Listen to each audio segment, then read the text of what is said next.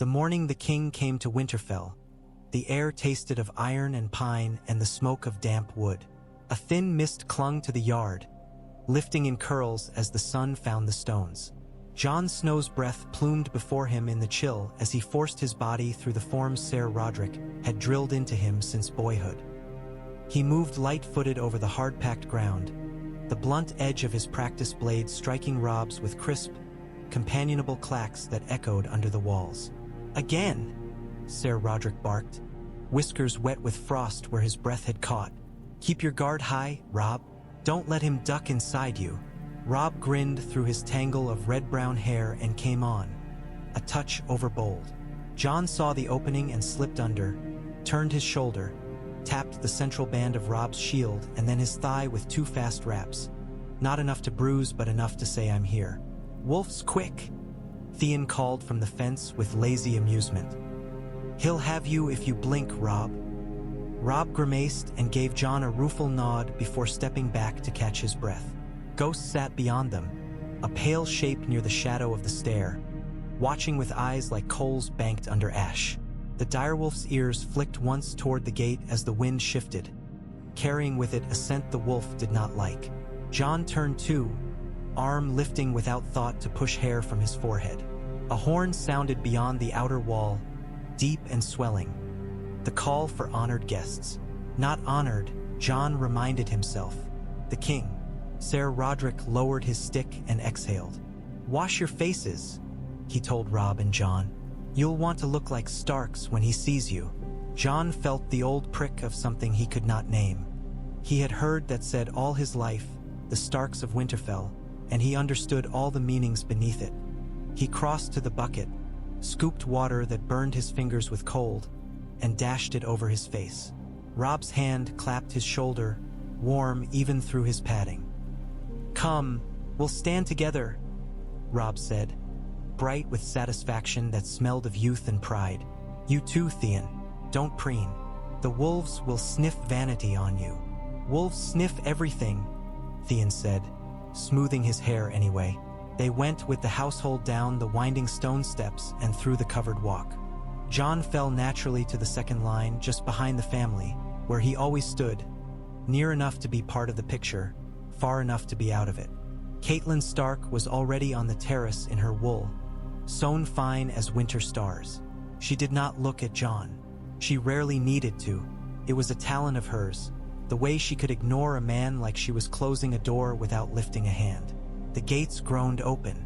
Sunlight struck on steel standards and gilt wheels, on black antlers upon a field of gold snapping hard in the wind. The king's procession poured through like a river shouldering ice, flowing bright into the gray stone. There were banners and capes and dust, the smell of horse and sweat and oiled leather, the glitter of enameled plates and the pale weight of northern faces watching.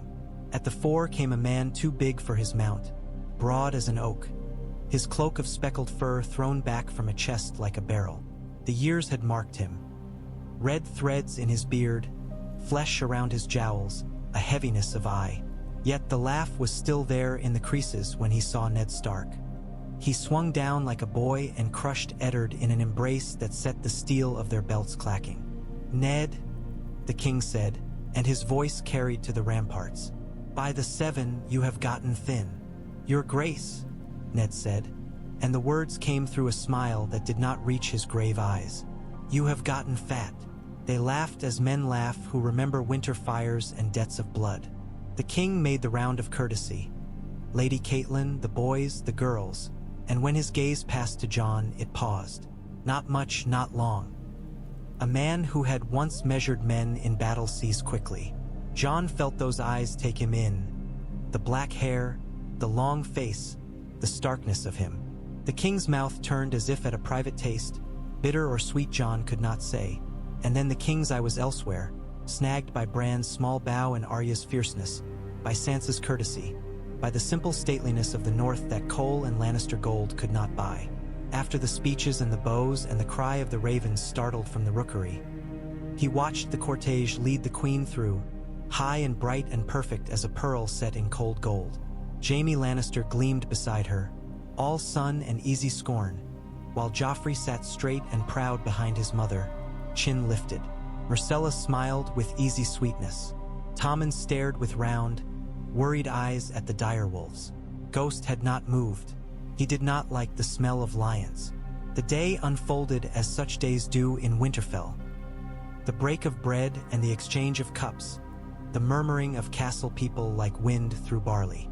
Jon stood aside when he must, and when Ser Roderick pulled him to the yard in the late afternoon for the king's sport of watching boys clash, he went with the others and did his duty. Barristan Selmy stood near the king with the other white cloaks, his old eyes calm, a ghost of respect in him for a well-placed strike or a steady hand. Sandor Clegane leaned in shadow like a boulder with a bite taken out of it. The king guzzled and guffawed and called wagers, every gesture a memory of a time he had been leaner and swifter and too stubborn to die. "Who is that one?" he asked as Jon slid inside Robb's guard and cuffed his brother's shoulder with the padded sword. "The dark-eyed pup." Jon's body registered the words before his mind did. He kept his attention on his foe and did not look up, though he heard Ned's answer, calm as a quiet winter brook. "My boy Jon. Snow?" the king asked, and the word held something like a bruise. "Aye," Ned said. The king drank. "He moves well. He learns quickly," Ned replied. For a moment Jon forgot his place. He flicked his eyes to the man who had toppled kings. The king was already looking elsewhere, laughing at Theon's swagger or at the crack of wood on wood. Later, when the light was falling through the yard in slanted bars and the ravens were calling to roost, Jon went to the gods with the way he always did when the day had been crowded with other people's breath. The gods wood of Winterfell, to other eyes, might have been a grim place. Black trunks, a pool like a piece of night made still, the heart tree's face pale and long and stained with old red. It was not grim to Jon. It was the only place in the world that never lied to him. Ghost pressed his cold nose to Jon's bare fingers. The direwolf's coat caught the last light cleanly, every hair distinct, as if he were made of snow under starlight. Jon knelt by the pool and watched himself ripple into other shapes. He thought of the king's glance, brief and sharp as a spear point. He thought of leaving for the wall with Uncle Benjen and felt both hunger and dread in his gut. There were nights he could not sleep for the wanting of it. The Black Brotherhood, the clean oath, a place where bastardy did not stain a man's bread. There were other nights he lay awake thinking of Winterfell and something in his chest ached until morning. "Boy!" Jon started. Ghost did not. He turned and found the king. Robert Baratheon did not look like a king in the gods would. He looked like a man who had wandered from a feast. His fur cloak was thrown open. His breath made damp ghosts in the cool air, and his cheeks were flushed from wine. Yet the trees were not blind, and neither was Jon. There was something about the set of the king's shoulders, about the way he stared at the heart tree, that made the place swallow its sound and hold it. "Your Grace," Jon said, bowing awkwardly. "None of that," the king said, waving his hand as if to shoo a fly. He sank onto a bench with a groan and wiped his lips with the back of his hand. "You are Jon. Jon Snow." "I am. You know who I am. You are the king. That's the song of it." Robert peered at him from under heavy lids. Up close his eyes were not dull. They had the look of a man who woke each day and put on weariness like armor and then wore it until he forgot it was there. "You move like a boy with no patience for being told who he is." He snorted. "I was a boy like that once. I did not listen to any man's telling, and still it was all I heard." Jon did not know what to say. Silence filled in like water around a stone. "Who was your mother?" the king asked suddenly. "Her name was Willa." The word had the shape of a lie he had carried since he first had a mouth to hold it. He said it cleanly as he had been taught to, and something in him was glad the king did not laugh. "Willa," Robert repeated as if tasting it. "A Dornish name. I've known a Willa. At Storm's End, when I was young and stupid and everything was simple." He made a noise that might have been a laugh. "Dornish women call a man fool and make him thank them for it." Jon waited, clasping his hands at his back.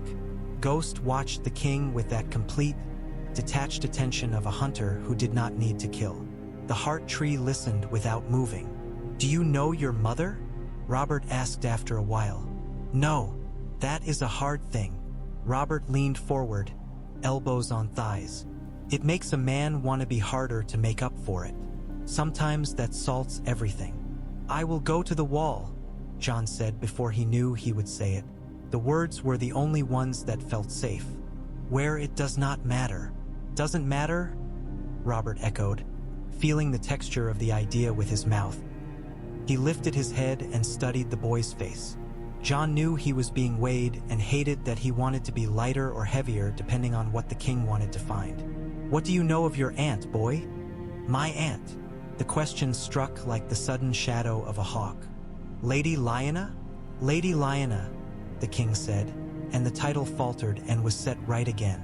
"Do they tell you about her?" "Old Nan tells stories," Jon said. "Father speaks of duty." "Duty," the king said, and the word sounded like a kettle set to boil. His eyes slid to the heart tree and his mouth dragged downward. "They put her in the ground like a princess. They could have put her in a tower for all the good it's done me. I thought if I came north I would feel—" He shook his head, impatient at himself. "Ned keeps his counsel." "He does," Jon said. Robert looked at him for a long time then. He looked from Jon's hair to his eyes to the way he held his mouth. It was not kind, the looking. It was not cruel. It was the searching of a man who had lost too much and found too little. "My lady wife would like to count your should blades and sell them," he said at last, tone light with no humor in it. "She has an eye for what offends her." He grunted. "You look like a Stark. Be careful that you do not forget it is better to be what you are than what others say you should be." He stood abruptly. The gods would sigh like an old man shifting in sleep. "Keep well, boy," the king said, and when he walked away he walked like a man who had been given a stone to carry and did not know how to put it down. When he was gone, Jon put his hand on Ghost's head and let out a breath he had been holding since he was born. That evening the feast broke over Winterfell with the exuberance of men who needed to be warm and full and loud while the cold looked in through every crack. Jon poured ale, fetched trenchers, laughed at Theon's jokes and dodged Catelyn's eyes. He watched Robert hold Ned like a brother and make a great game of calling for more shoulders of boar. He watched Jaime and the Queen exchange glances sharp as threads of gold. Watched Joffrey look at Sansa like a boy measuring out a bit of sweetness he might pinch away later. He saw Tyrion Lannister, a player of pieces and one who did not boiter, sit where he could watch and drink where he could remember other people's drinks for them. He liked Tyrion and was ashamed of it. When his tasks were done and the heat and noise had turned his bones to bees, Jon slipped out into the corridor. The stone was cooler then, the air thin and clean, the torches making little kingdoms of light with borders of shadow. He had not meant to go to the crypts. He had meant to find the yard and teach his arms the language of the wooden sword until they were too tired to speak. His feet took him down the hidden stair instead, the one that smelled of earth and oiled metal, into the deep where the kings of winter kept stone court. The crypts never frightened him. The statues were kin. Stern men and women with swords across their laps and wolves at their feet. The air was cool and tasted of stone the way the gods would water tasted of leaf and rain. He came to Lyanna's place and stopped. The statue had been carved by a careful hand. The long hair caught in a wind that would never blow again. The mouth that held both stubbornness and something like laughter restrained. Roses lay there, blue as midnight ice, fresh cut. Jon knelt without thinking because whatever else he was a boy taught to honor what was his even if the thing would not claim him. He heard them before he saw them. Boots, two men, voices held low as if in respect or for secrecy. Jon withdrew into a recess by instinct and was ashamed of it. Ghost was not with him. That was what shamed him. Ghost would have made it right by making it impossible to hide. "Alone," the first voice said. "I remember," said the second, which was Eddard Stark's voice and not like the first at all. "We are alone." The first voice was the king's. It was not the voice he had used at the feast. I, Ned said. Leather creaked. A man shifted. "She died here," the king said, "and drunk or no, There was no garrison of pretense around the words. In the north's dark, in the cold, with only the gods for midwives and your hands. They will tell me she died brave, because that is a thing people say, so they needn't think too hard about it. I think she died as she lived, refusing to let anyone have what she did not give them of her own will. Jon felt the words like cold water poured slowly down his back. I will not do this with you, Robert, Ned said, as one man says to another on the edge of a cliff. You came to ask me for my service. Ask for that. Do not ask me to bleed old wounds open. Robert's breath rasped. No. I came to put this beast down in me today, or let it out to feed, and you may choose which you prefer, Stark, because I do not know that I can choose for myself. I have drunk until the world looks like a platter, and still I see it. The bed, the blood, the roses. You brought her body north. Men told me you brought a child as well. Jon's heart stopped and then began to beat twice for everyone before. What men? Ned asked quietly, as one picks a splinter with care. Men I could not call back to tell me again, Robert said. Men who saw a bundle, a wet nurse, something held close and silent. Ned. The name struck stone and stayed. I have known you a long time. You do not lie. You have held your tongue so long on this that I must ask if the truth is not a kind of mercy for both of us. There was a long season of almost no sound. Jon listened to it as he had listened to winter snowfall. She was my sister, Ned said at last, and his voice came from a place deeper than the crypt. I promised her something. Promises, Robert muttered. I have had my belly full of men who break them. I had thought to be full of men who keep them, and found that little better. Jon felt something in him lean forward, thin as a shadow, hand outstretched. He is here then, Robert said. In this place, in this castle. Ned said nothing. Don't, Robert said sharply. Don't insult me by telling me we speak of ghosts. Is the boy yours? Silence again, heavy as the lid of a tomb. Jon could scarcely breathe for it. He is my son, Ned said, and if the words were chosen, if the edges of them had been filed smooth by use, still there was all the steel of truth in them. By blood? Robert asked, relentless. By oath, Ned said, and Jon did not know that he had tears in his eyes until he tasted salt. By bone and bread and law of hearth and heart. Robert swore softly and cruelly. Ned. The word was not a name. It was a wound. Do not make me a villain in this if I am already. Is the father the man I killed? Jon could hear the king's hand hit stone then, palm flat, a man steadying himself. The sound made the hair on Jon's neck lift. Is he the prince? Robert asked again. Say what you will of me, Eddard Stark, but I loved her. I love her still, and that is a madness I cannot mend. If that man put his hands on her by force then. Ned made a quiet sound that Jon had never heard from his father. It was not pain, not quite. They were wed in the sight of gods old and new, or so the story is told by those who were there. She was no maid stolen screaming. You do not want to hear this. I want to hit him again, Robert said with a kind of broken fury. I want to split his face and make him meet me in that water. But he is not here. He is bones under the trident, and I am a man with a belly and a wife and a crown that sits crooked. God's curses on all of it. He inhaled and exhaled very slowly. So the boy is hers, Ned said. Hers above all. Does that give him mercy in your sight? The king stood fast, and the silence was not silence anymore. It was choice being made. If I say what I would have said 10 years ago, we will go upstairs and one of us will not return to a bed whole, Robert said. If I say what I can say now, I will drink until dawn and call it wisdom. His tone changed.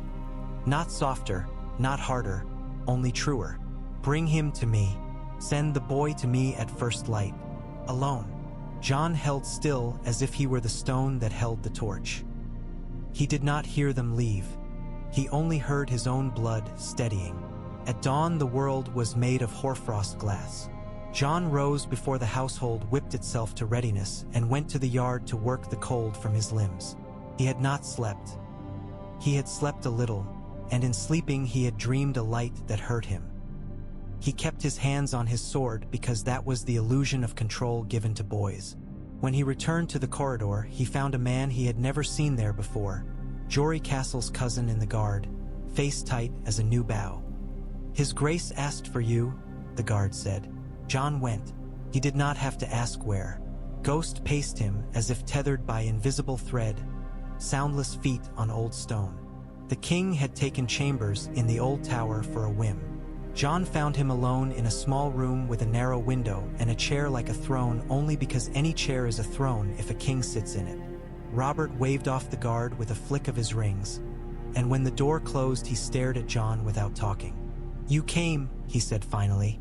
"You sent for me," Jon said, "because that seemed safer than because I heard you in the place of the dead." Robert's face was a thing hammered too often. "Do you know what it costs a man to kill a thing he loves?" he asked by way of greeting. "You are 14. You cannot. Pray to your cold gods, you never need to learn." Jon's stomach turned over quietly. "I would never." "You would, if you were me, and gods help you then." Robert rubbed his eyes with his knuckles like a man trying to press sleep back in. "Do not flinch when I speak. It is a bad habit in a man. Dragons burned my father and brother. A dragon prince took the woman I loved. I hit him until he did not have a fa. So, that is the true song of my life. Then I wore a crown, and the crown is a sort of pain that does not bleed. I have sons with golden hair and a wife with a mouth like a blade. I have a friend who would die for me and will not lie, and I would keep him if he let me. And I have come to your father's house and found a boy with a Stark's face and my mourning in his eyes." Jon could not help it. He said very low, "I am not a Targaryen." He had never said the word before. Felt like putting your tongue to metal in winter. Robert's laugh was without humor and quickly gone. "No," he said, and Jon did not know whether the king knew the truth and refused to speak it or simply refused to think. "You are what you are. I know what I can bear of truth, boy. I know this much. I will not spill Lyanna's blood a second time." Jon swallowed. "So hear me," the king said. He shifted his weight forward and the chair creaked. "Your father, damn him, intends to send you to the wall. Had he done it last year, he would have done me a kindness. Now I am here, and I can do a thing or I can refuse to. If you go north, you are safe for a while. Men forget what they cannot use. But what if I bring you south? Listen before you answer. I would have you near me. I would see what kind of steel you draw out of the ore in you. I would set Ser Barristan to watch how you move and the hound to see if you flinch, and I would give you good meat and pour wine until you are old enough for both. I would call you my cupbearer in public and something else in private. A living thorn where I keep my hurt for Lyanna and pick it when I forget I should not. That is a selfish man's thought. It may also be a safe one, if I hold you in a place where lions must look at me to see you." Jon saw it. The south shimmered in his mind as a nasty mirage. Quartz and gold and the smell of rot under sweet things. The red keep with its red shadows, the queen's hard mouth. "Your Grace," he said carefully. "The queen would spit poison," Robert finished for him. "She spits anyway. There is a wisdom in letting vipers poison themselves for a while." He sat back, and the breath left him ragged. "Or I let you ride to the wall and freeze your prick off and never see you again and imagine you well and forget to imagine you at all. That is perhaps a kinder thing." Jon's throat hurt. "Why do you ask me?" "Because I am not the man I was," Robert said. "Because I am tired of not asking for things." He scratched at his beard and winced as if he had pulled at a sore. "I swore an oath once, when I wore a stag pinned to my breast and other men's fathers bled for it, that I would not be a piece moved by other hands. I have been moved for years. I think I would move something if I could. You will go north if your father says you will. But if you ask me to keep you, I will." Jon had never known the taste of power until that moment. It was nothing like he had thought it would be. It was not heat. It was not sweetness. It was a great weight balanced on his tongue and the knowledge that if he tipped his head wrong, it would crush his teeth to grit. "If I say yes," he said, and was dimly ashamed that his voice was not as steady as he wanted. You will put me in rooms where lions sleep and say that I am safe. I will put you in rooms where I sleep, Robert said, abruptly terrible. And that will be safer than you think. His face gentled then, shockingly, as if he had remembered how to be kind and could not stand the feel of it. Think, boy. Say it after. Jon thought. He saw the wall, black and man-high in his mind. He saw ghost on the snow with red on his mouth. He saw the red keep's towers like lances and the smell of hot stone and the press of courtiers and Sansa's bright face, and Arya's narrow, sharp one, and the queen's mouth again, a precise wound. He saw doorways where knives waited. He saw something else too. Robert, a man at the end of something, reaching out to hold a proof that not all endings are empty. Keep me, Jon said, and felt the floor shift. It was not easy after. It should not have been. Ned Stark was a mountain that did not move for kings or for sons. And when the king said he would have Jon for a cupbearer, and said it like a quarrel he'd prefer not to have, Ned said no as if the word were a prayer to the first men. They spoke in a room with 2 guards at the door and Catelyn outside like a statue set to commemorate a storm. After, Ned walked out with his face like something the ice had made. He found Jon in the yard and stood with his hands behind his back until Jon came to him. You will do as the king asks, Ned said. I do not want this. I do not even know if it is wise. But I know this, what we want is a light thing. The world is heavy, Jon. I have carried you this far and did not drop you. I must put you down where the ground is uneven. You must keep your feet yourself now. Jon wanted to say 100 things. He said one. Father. Ned lifted his hand once, not quite touching Jon's head and then merely letting it fall. You will remember what house you spring from, he said, even if you drink from other cups. Jon nodded. He did not trust his mouth. He told Robb that night. The look on Robb's face when he said he would ride south with the king and not north with Benjen was the worst thing Jon had borne since he had learned that a boy might be given a name and still lose half his other names. Robb swore, and then he laughed because he was not a boy who could stay in one feeling long. I'll come in time and fetch you, he said, meaning nothing and everything. I'll bring a pack of gray men and knock down their red walls with good northern air. Do it quietly, Jon said. Sansa heard next. She was light and delighted. Oh, Jon, she said in a hush. You will see the Red Keep. The singers say the sunlight there is like wine. If you see the queen's dressmakers, will you describe them to me? They say their stitches are invisible. Arya scowled. You should go to the wall with Uncle Benjen. The south stinks. Everything stinks to you, Sansa said. It does, Arya said. I like it. Catelyn said nothing at all to Jon. She watched him pass with that skill of hers, and he tried to be small as he went. Tyrion Lannister found him in the crevice where the kitchen's warmth met the corridor's chill, and offered him wine in a cup so small and delicate Jon was afraid he'd break it by looking. Our king likes pretty boys all of a sudden, Tyrion said conversationally.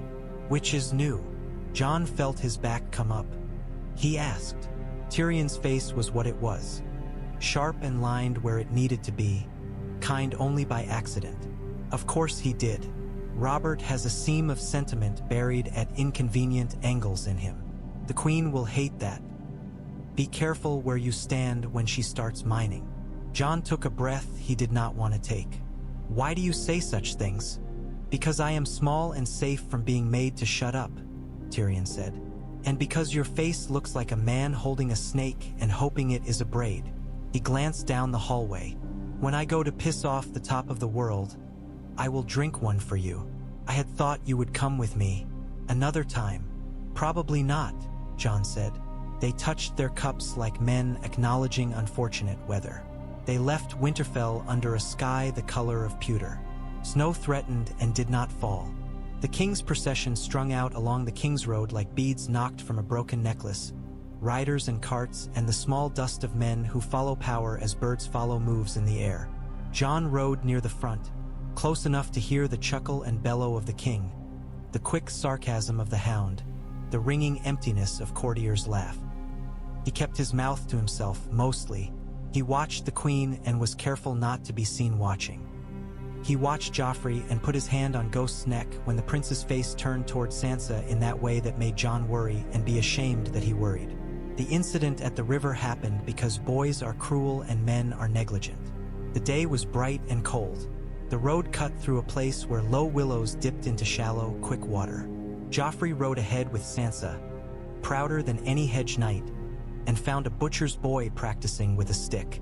There were voices, raised and sharp in the clear air. Jon heard Arya's first, flinty with offense. He put his heels to his horse and went with Robb and a few others, because this was the sort of thing that became a bruise on the whole day. By the time he got there, Joffrey had his sword naked, and the butcher's boy had panic on his face like sweat.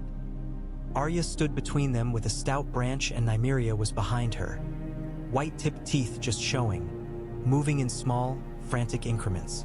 Sansa sat her horse with her mouth open and color rising into her cheeks. "Teach you how to use a stick," Joffrey was saying with that smile he wore when he was most intent on impressing someone and most likely to show his ugliness. He gave a little lunge that made the boy stumble. "Stop," Jon said, and the word carried because Ser Barristan had a way of making people listen to a voice pitched right. Joffrey turned, eyes narrow with offense. "Who are you to command your betters, Snow?" The last word was a little jewel he threw to see where it landed. Jon's horse stepped into the water and Jon let him. He was quiet. Behind him he could feel the hound, like thunder you could smell. "Your Grace," Jon said, "because you had to put balm on the barb sometimes. The boy is no match for you." "That is the point," Joffrey snapped, and flicked the edge of his blade across the butcher's boy's cheek to see him flinch. A red line lifted like a worm. Nymeria's growl went from low hum to song. It was enough to pull Joffrey's eyes. He turned half back and the moment stretched. Ghost was already moving. He flowed off the bank as if down a slope, mouth open, white as an oath, and took Joffrey's wrist in his teeth with a sound like a drum hit. It was not deep.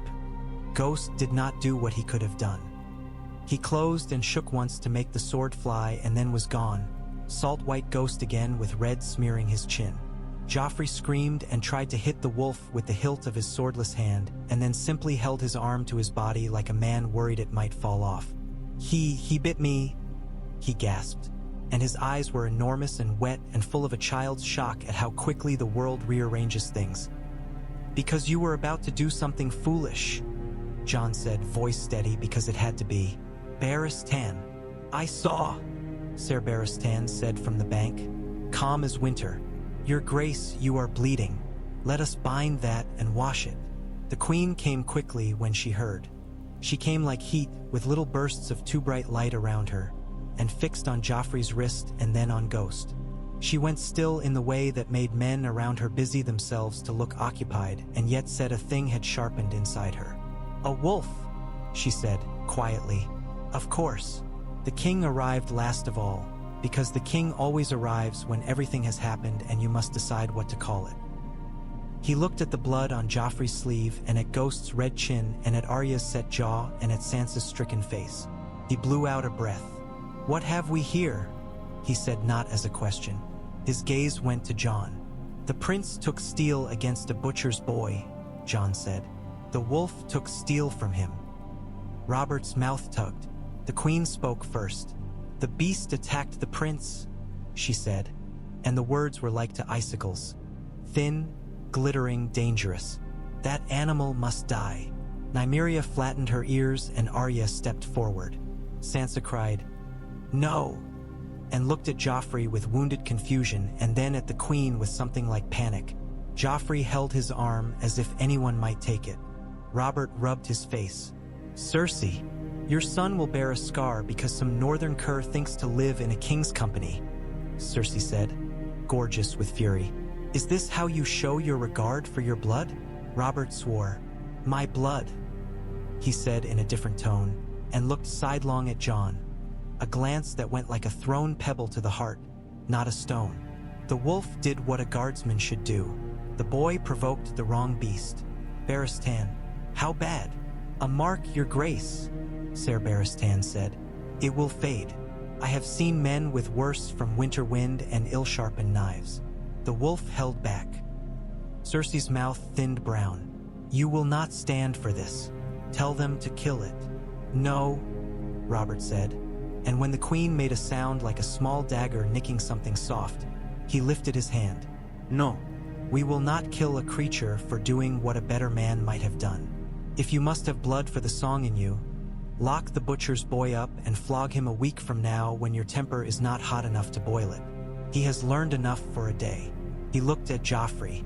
You, boy, will not raise steel to one who cannot answer with steel. That is not courage. It is vanity. Joffrey's face crumpled and smoothed into something nearly as ugly. He nodded because he could not shake his head. Robert's shoulders sagged. Go to your maester, he said roughly. If he says it will scar, he is a liar. Scars are for men. You are not a man yet. Cersei looked at her husband then with a hatred more beautiful than any of her jewels. You have grown tired of me, she said. You are careless. I have been tired a long time, Robert said, but so quietly only the trees heard. The journey after was a different journey. A queen's anger goes out like a rumor, and men arrange themselves around it to keep from being heard saying the wrong thing. Jon stayed near the king like a dog that had not yet learned whether he would be beaten or given meat. He poured, he watched, he went to Barristan's morning lessons and carried water and felt his arms sing. Barristan was dry as old bread and twice as nourishing. He put Jon on a practice yard built in a hollow between pavilions and the trees like a place out of sight of the story, and showed him where to put his feet while Sandor Clegane wandered by and made sardonic remarks until one morning he stopped and grunted once like a man who had stepped on something and kept going. Is that boy to be a knight? He asked. He is to be a man, Barristan said. Same thing if you ask a boy, the hound said and walked on. They came to King's Landing as dusk lit all its roofs with a coppery sigh. The smell hit Jon first, before the sight of it. Honeyed rot, piss, baking bread, hot iron, sea tang. The Red Keep was not red in dusk. It was black-edged in bronze, with 1,000 small lights kindled like fireflies trapped in amber. The Queen's party went ahead in a sleek, shining coil.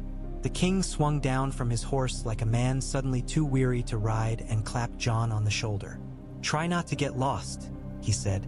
In the days that followed, Jon learned the Red Keep the way a man learns scars, by rubbing them with his attention until he knew the shape without looking. He learned the ways that went nowhere and the ways that went everywhere, the smell of ash heaps and the particular cruelty of polished stone on the feet when you were tired. He learned the small council by the sound of their squabbling through the door. Renly's sly wit, Littlefinger's amused venom, Varys's courteous poison, Pycelle's oily drone. He learned that he could carry the king's cup and still be invisible when it pleased a lord to not notice a boy. Barristan found time for him, in a quiet room with the windows open to the sea wind. Jaime Lannister came once and watched Jon as if he were choosing where to cut him, then yawned and left. The Queen never addressed him. Joffrey did once when his friends were near, and Jon looked at him and did not move, and something in the prince wilted like a flower that had not been watered. Littlefinger found him near the stables one day examining the legs of a new destrier as if that would teach him to be taller. So, the man said, voice lazy and precise, you are the king's new shadow. I pour his drink, Jon said. I pour other men's greed into buckets and call it a treasury, Littlefinger said. He flicked a bit of dust from his sleeve. Beware the queen. She will count your breaths for you if you do not. Jon's mind retrieved Tyrion's words and fit them next to Littlefinger's like two ill-matched plates that make a pattern anyway. I sleep near guards. You sleep near men paid by the man who pays all men who are paid, Littlefinger said cheerfully. Sleep lightly. If you must sleep deeply, do it where you can be found by the king in 5 strides. He smiled then in that way of his that was careful not to frighten small animals or boys, and was gone. There were quiet mercies. In the kitchens, an old woman with a knotted hand began putting an extra heel of brown bread in a place Jon had learned to look. In the armory, Donnell Hill, blacksmith's son from Gulltown, showed him a way to wrap his hands before practice that saved his knuckles. In the small sept that no one used, with its painted gods and dust, Jon learned to stand where the light fell and watch it move on the floor so he could tell the hour without clock or bell.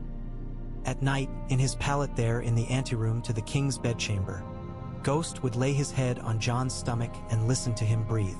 Ned Stark came south slow as a season and took the hand's pin like a shackle he had chosen. Jon watched his father with a kind of reverence and grief, knowing that some price would be paid and not knowing which coin would be taken. The queen's mouth sharpened whenever Ned entered a room. Renly's smile became both more easy and more wolfish. Pycelle's beard seemed to lengthen. Varys watched everyone with the mildness of a man who had never lifted a stone and built a wall, and so can admire the shape of the thing without aching. The days filled as grain fills a store. You do not notice until it is heavy. Robert complained about everything.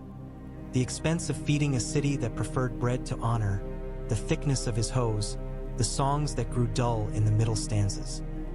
Sometimes, rarely, he would call Jon to a small balcony and squint toward the distant line where the river met the sea and ask a question that had nothing to do with kinging. "Did your aunt like to ride in the snow?" he asked once. "Tell me what your father teaches you about the old gods' faces." Jon answered as well as he knew how, which was never enough and always more than he thought he had. One night, drunk with anger rather than wine, Robert stormed into the little council chamber with a paper crumpled in his fist. "They say the Targaryen bitch is with child," he said. "I want her dead." Silence hit like a thrown plate on stone. Renly's smile glued itself in place. Varys folded his hands and made a sound like sympathy. Pycelle murmured something that sounded like oil. Littlefinger's eyes were like thin blades. Ned stood and said, "No." Robert rounded on him. "You say no too often for a man who swore to say yes to me when I needed you."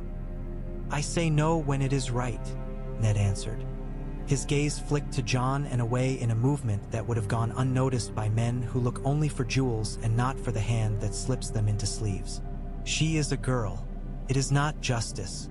It is fear. Fear built my throne," Robert snarled. "Fear and good steel." He drank and glared at the wine as if it had wronged him. "I will not let them breed. I killed the father. I will kill the mother. I will kill the babe." He stopped then, abruptly, as if someone had put a hand on his chest and shed. His eyes slid to Jon. He swore softly and more sincerely than he did when Joffrey annoyed him. He rubbed his face and looked older. "Damn you all," he muttered. "Damn me more." He threw the paper to the table. "We will speak of this when my head is not a forge." He left. The room breathed. Littlefinger picked up the paper and held it between two fingers as if it were not quite clean. "Words," he said. "The cheapest tool and the most useful." Ned looked at Jon. "Go to him," he said, and Jon did, because he had learned that there were orders like "get water," and there were orders like this, which meant fill a hollow with yourself for a time. He found Robert not in his bedchamber, but in a small room hung with old antlers. The king stared at a point on the wall only he could see. "If I were the man I was," he said when Jon entered, "I would not ask whether it is right to kill an enemy before he can grow into one. I would simply do it and finish breakfast." Jon stood and said nothing. After a time, he sat with his back against a chest and put his hands on Ghost's neck. "I will not be the man who kills her," Robert said. "I will sign something and someone else will do it, and I will drink and call it done and tell myself that is different. And it is." He looked at Jon then and did not look away. "You are a boy. Do not let me use you to wash the taste of my choices from my mouth." "I am here," Jon said, which was not wisdom and not courage, only presence. They hunted when summer finally remembered itself. They went out with horns and spears and too much wine. Lancel Lannister rode stiff with pride and poured as if he were paid for the quantity rather than the quality of the pour. Barristan's frown was a fine seam. The hound looked bored. Robert found a boar that had no respect for kings, and the encounter should have ended as those encounters ended in songs, with a goring and a sobbing and a will scrawled in a shaky hand. It did not. Because when Robert spurred forward with a shout and Lancel slipped the skin into the king's hand and Jon saw the way the king's wrist tipped when it had always been steady, he moved. Ghost moved before Jon did. A white thunderbolt striking the boar's flank so that the beast twisted at the moment it would have run the king through. The boar's tusk carved a bitter line across Robert's thigh instead of opening his belly. Jon was there with his spear not clean. Not the good thrust taught in quiet rooms, but a ragged, savage shove that set the tip into the creature's thick neck and held it there while it thrashed. The men came like men will, in a knot of panic and purpose, yelling and stabbing, and then the boar was meat beginning to cool. Robert stared down at his blood as at a bed he had not meant to make. He said, strangely calm, "That would have been a good death." And then he looked at Jon and his mouth made a shape that could have been gratitude and could have been grief. "Damn you," he said. "You won't even let me die, right, boy?" They bound him. The wound was ugly but not mortal. When Pycelle finished fussing and pronouncing it a blessing and a salve and a thing that would keep the king Abed long enough for the council to do its work, Robert swore and told the old man to put his beard in a drawer and close it. That night, pale and sweating and irritable, the king kept Jon near and sent everyone else away.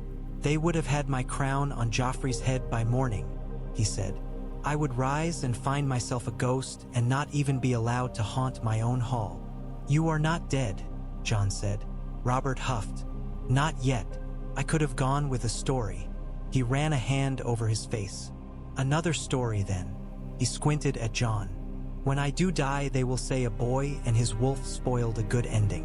They will blame you for everything, likely. Men love a clean line in their songs. We give them a knot and they call it treachery." The corner of his mouth lifted. "We will give them more knots." It was then he told Ned a thing that changed more things, not because it was a brilliant piece of statecraft, but because Robert was tired of being a piece. He called Ned to him in the candlelight with the room smelling of wine and salve and sweat and said, in front of Jon and Baratheon only, "If I fall, if this becomes worse or if the next beast finds me, do not let lions crown my son. Put metal in the gates and call the north. Hold, I will try very much not to die soon, but if I do not let them give my chair to a boy who has not yet bled his own nose." Ned stared and saw the thing inside the thing. "You ask me to begin a war," he said low. "I ask you to spare me a second death," Robert answered. "I ask you to not be noble while they are cunning." I am tired, Ned. "I have run out of ways to be sorry for the man I have been." After, when the king slept like a bear in a cave and Baratheon took a chair by the door and Ghost snored with a sound like snow in distant trees, Ned stood with Jon in the little anteroom where they had spoken of nothing so many nights before. "I had a thought once," Ned said, "that I could keep you out of storms by standing in them for you." He shook his head, equal parts rue and amusement. "Storms go where they like." Jon looked at him. "Do you regret telling him?" Ned's mouth moved and then stopped moving. "I did not tell him," he said. "He discovered a thing that has been at the root of him all his life and made a choice I would not have wagered one of Winterfell's drowned mice on. He may unmake it tomorrow. But for today, I am glad I did not lie." He breathed a fraction more easily. "You saved his life." "Ghost did," Jon said. "You called?" Ned said, and let his hand brush the back of Jon's head. Once, the barest touch, a benediction hasty and complete. The days that followed were a knot indeed. The queen visited the king's sickbed like prayer, and then like a storm of quiet, terrible intent. Lancel's hands shook visibly when he poured for her, and she watched him as a cat watches a mouse attempting to remember the way out of a jar. The small council buzzed and raged and drew lines invisible and then redrew them a finger's breadth to the left. Rumors gathered like flies. Jon kept his place. He learned to listen for Varys' slippers and the scrape of Littlefinger's thought. He learned what it meant that Barristan Selmy had decided the boy might be worth watching. He learned that a lioness will try the fences at night. They came when the moon was thin. Jon was awake because sleep was for men who had not held their king's blood in their hands and felt it warmer than any summer. Ghost lifted his head first and did not growl, which was worse. The latch turned without the sound of a latch. A man in soft shoes came in with a knife that had eaten light. Another man came behind him. Ghost was already in the air. The first man's hand flew open and the knife was not in it anymore. He made a wetted noise and fell.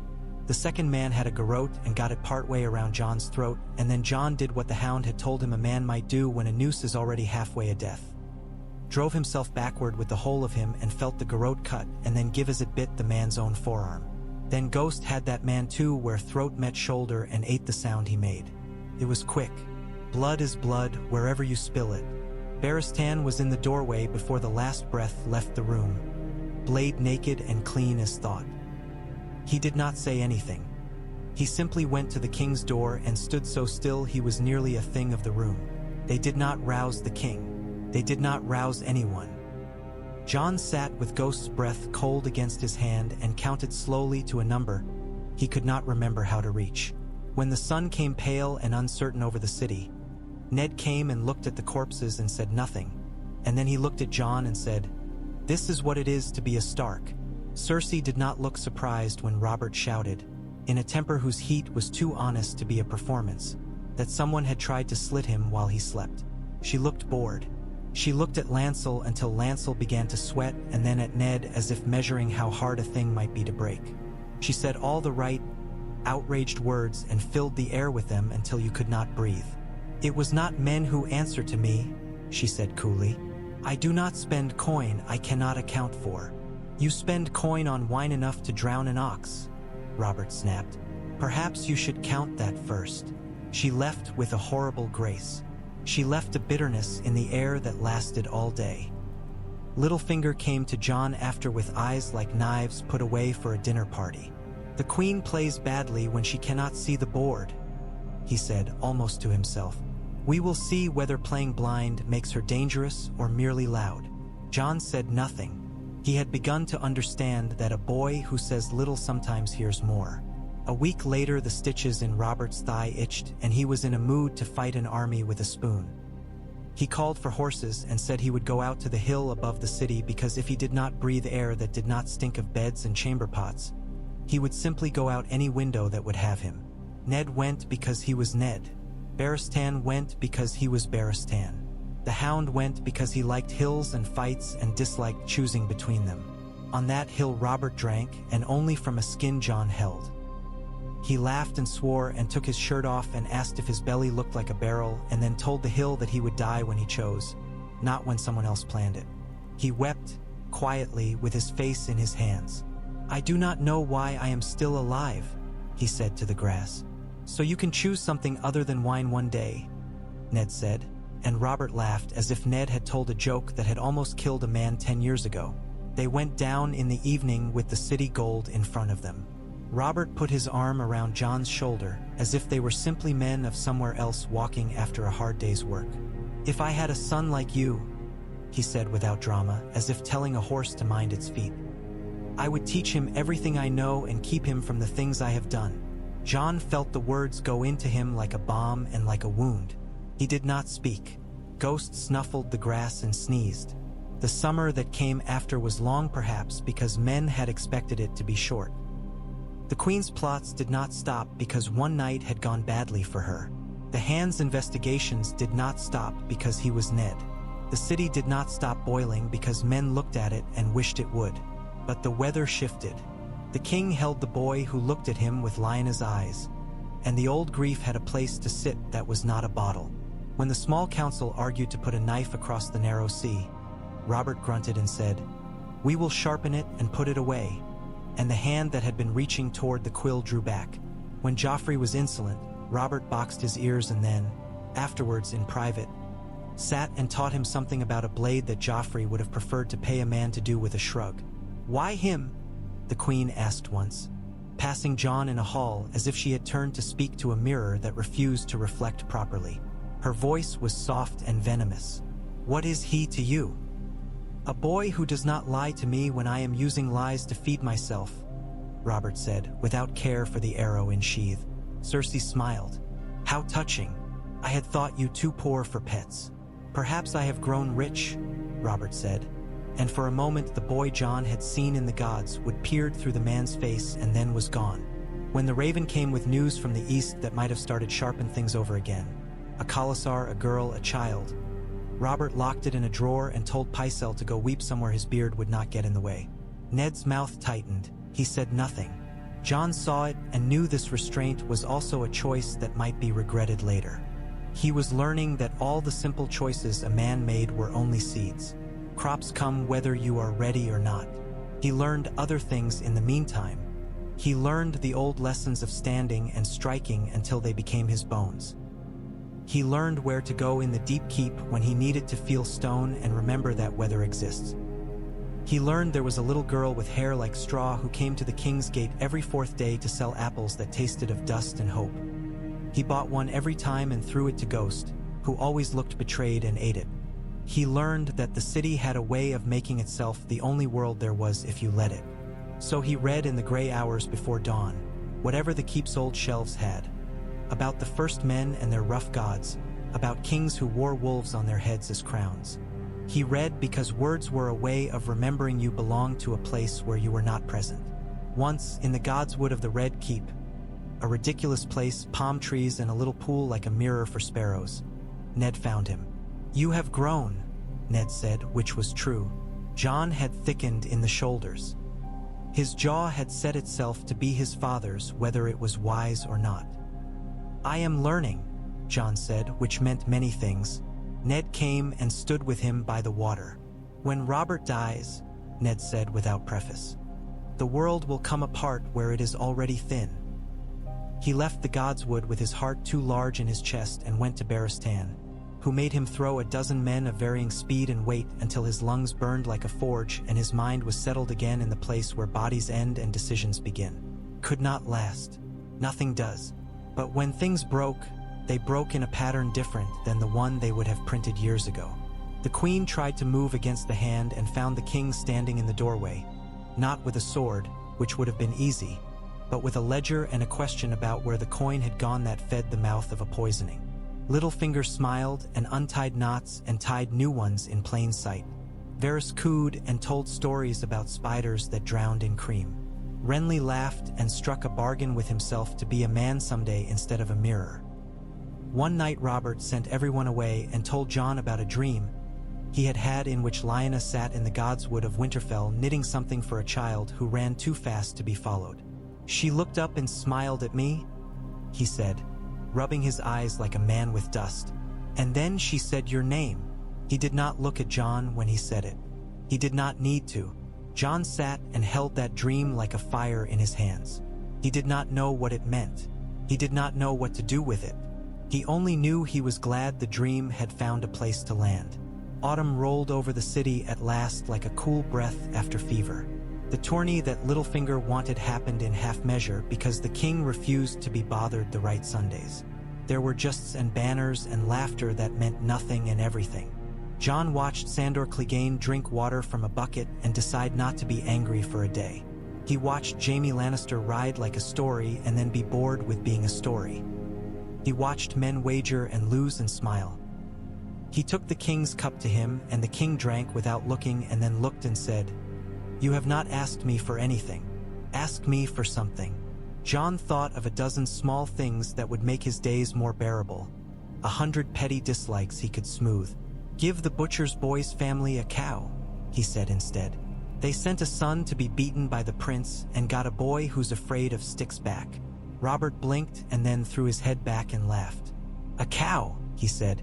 "You want a cow from a king, boy? They'll eat," Jon said, unembarrassed. Robert slapped his thigh. "Done." He grabbed a nearby lord by the sleeve. "Find out the butcher's boy's name. Give his father a cow that shits on silks and ruins them." The lord made the face of a man who has been asked to translate a language he never learned and bowed anyway.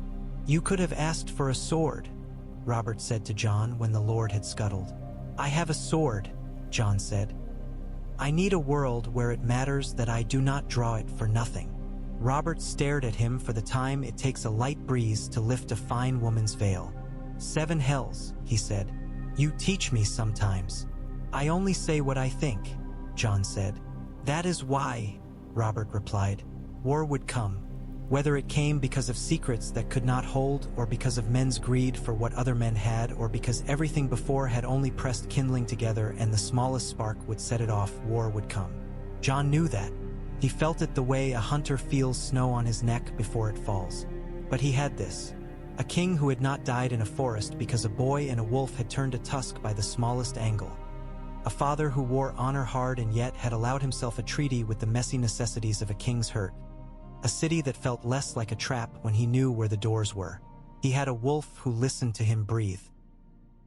He had hands that remembered the yards of Winterfell and a heart that remembered a crypt and a girl with a statue face and fresh flowers at her knees. On a morning when fog lay in the river like spilt milk, Jon went up to the highest tower he had found and stood looking east, where a pale stripe of light was trying to make a day out of a city that preferred to be night. The door behind him opened. He did not turn. He knew who it would be by the weight of the step. "You have a talent for finding places where a man can think he is alone," Ned said. His voice had dry humor in it today, as if he had found a coin in last winter's cloak. "I like to borrow solitude," Jon said. Ned came to stand beside him.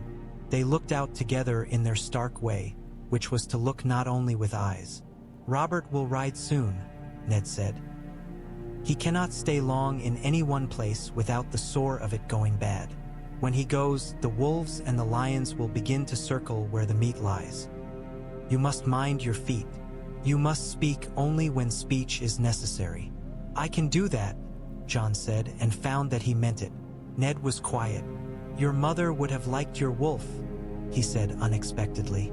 "She had a wildness in her that did not require noise to be known." Jon's mouth opened and closed. "Tell me," he began and stopped, because there were promises tied to his tongue, and because some names were for other rooms. Ned did not make him finish. "When the time is right," he said, and Jon understood that this was not a deferment but a vow. "Until then, look to the man you stand by. If his virtues fail him, lend him some. If his vices threaten to kill him, take his cup." "I have been," Jon said, which made Ned huff softly and then become himself again. He left then back to ledgers and knives. Jon stayed until the fog was gone and the city's ugliness was entirely revealed, and so was its excellent, stubborn life. He thought of winter wind in the god's wood of Winterfell and of blue roses on stone and of the king's first look. He thought of the river and its slow patience. He thought of the sea that all rivers go to. He did not know where he would be when war came or what he would be called then. He only knew that when he was counted, he would be counted as a Stark, even in places where men forgot the difference between a name and a name. Below him, King's Landing woke. The street sellers cried their wares, fish and flatbread and cheap silk, and the sound rose on the damp air like prayer answered, like a beginning. Jon turned from the east and went down to the yard where Baratheon waited with an old wooden sword and enough time to make a boy better. He went to the king's rooms with a cup and a wolf.